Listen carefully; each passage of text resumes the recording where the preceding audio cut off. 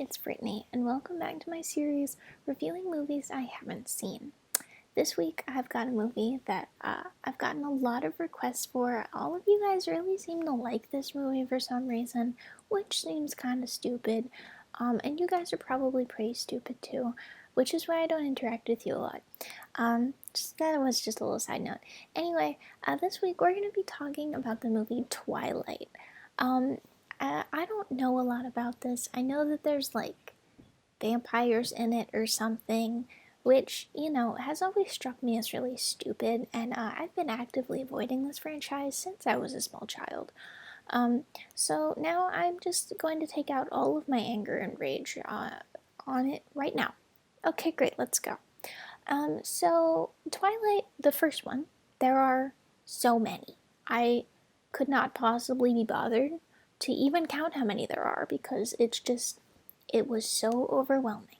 It's just, there's so much. I hate it so much. Okay, anyway, the first Twilight came out in 2008, and it was based on books that probably came out earlier than that.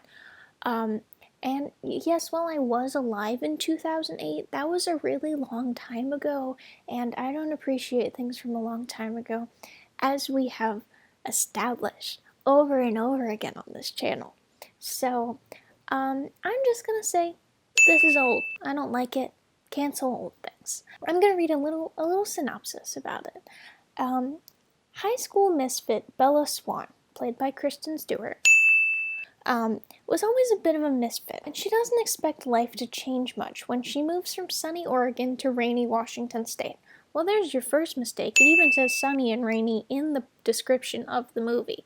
So it clearly thinks you're different, Bella. Then she meets Edward Cullen, played by Robert Pattinson, a handsome but mysterious teen whose eyes seem to peer directly into her soul. That seems a little creepy.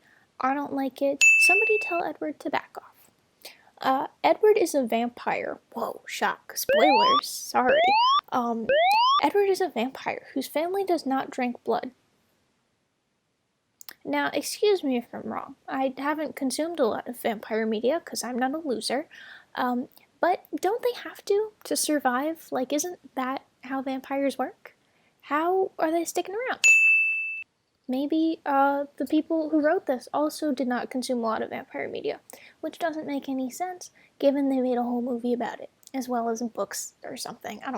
Hey, guess what? I'm not keeping up. Anyway, everything's stupid. And Bella, far from being frightened, Bella, be scared. They're gonna drink your blood. I know they say they won't. Vampires are liars, or so I've heard. So I've heard. I don't know anything about any of this. Not at all. Not even slightly. Enters into a dangerous romance with her immortal soulmate. Okay, let's throw back to the beginning of this, where it said that Bella's a high school student. You're too young to know that this person's your soulmate. I know I don't like old people, but I also don't like young people. So, I'm the only good person. That's it. So, Bella, stupid, not your soulmate. Get over him. So, this plot doesn't sound great. We hate vampires around here. And by we, I mean me, because I don't associate with other people. Yeah, I'm looking at some images right now, and first of all of these posters just look like knockoff Harry Potter posters, which again, I also don't know anything about because I'm not a nerd or a loser, but they look exactly the same, and it doesn't help that Robert Pattinson was in both franchises. Not that I would know. So I'm looking at some screen caps from this first movie specifically, right? And Bella is so pale. Does she know what the sun is? Didn't she live in sunny Arizona? Isn't that what the synopsis said? Somebody was not tanning her enough, and I don't like that. Other thoughts. Why are these scenes so blue? Like, all of these screenshots look like they're filmed underwater. That kind of probably wasn't a great choice because, like, the one Harry Potter movie Robert Pattinson was in had, like, an extensive underwater sequence, so why would you want your new franchise to, like, look exactly the same? Not that I would know. Other things. Here we've got a guy in a morph suit. Disagree. Morph suits should be banned. I don't think that's a controversial opinion. What else? Let's see. Vampire sex scenes in Twilight? Excuse me for a minute.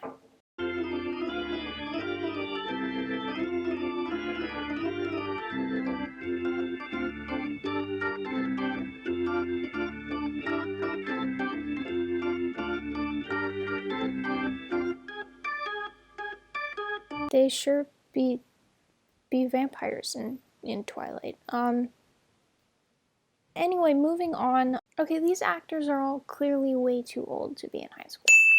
I know that it's a movie, and movies are stupid and don't make any sense, but they should, and I don't appreciate it when they don't try. Oh, here's my favorite website, Common Sense Media. Hold on, let's see what Common Sense Media has to say about Twilight. No positive messages present. What else do you need to know? If there's no positive messages, why are you watching the movie? 2 out of 5 on the sex rating. Don't really know what that means. 2 out of 5 on the violence rating. 3 out of 5 on consumerism. Turns out Twilight loves capitalism. Who knew that Twilight was a pro-capitalist franchise? A review written by an adult in 2010, again, long ago. Dislike this person, whoever they are. This is not love. This is infatuated obsession. Hate it. Yes, this book promotes abstinence until marriage, but that is all it does. Promoting abstinence is not good enough to make this a good movie. You know, I think that says it all. I think that says it all. I know that I did just, no, I read. I didn't do anything. I read that there are vampire sex scenes. So I don't really know what this person's talking about, but I will agree with them that it isn't a good movie. Go abstinence though. Pro abstinence, yeah. Don't have sex. Another adult. Again, 2010. Don't like this. Why not just tell your daughters that they must lose their soul to gain happiness? You know what, ladies? Sometimes you just have to tell your kids the truth. You know, you can't have a soul and be happy. I sold mine long ago.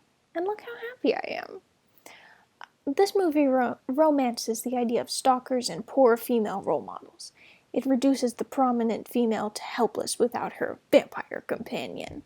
This is not a model we should be showing young girls. The fact that the main character simply cannot function without Edward is astonishing. Okay. Yeah, well, you know, women just can't function without men sometimes. I don't think this is a good review. Couldn't even sit through it. Oh, 2019. Maybe this person's more reasonable. Couldn't even sit through it.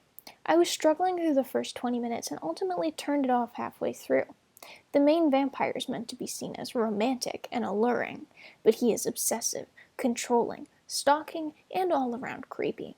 If any real-life girl's boyfriend were acting this way, a parent's advice would be to run for the hills. But in this movie, these traits are depicted as endearing qualities. You know, I don't really know what a lot of these adults are talking about. Like, I think that this just kind of is how the world works, and people just don't want to hear it. You know, I didn't really come into this wanting to be pro-Twilight, but between the between the pro-abstinence messages and just the real world topics addressed in it, I think that I am actually pro-Twilight. I know I don't come out of many of these reviews with a positive image of the films I'm reviewing. However, this one seems okay. All right, I think we can leave it there. What have we learned? We learned don't be old, don't have sex, don't do anything without a man. Okay, great. Sounds fantastic. Britney out. See you all later.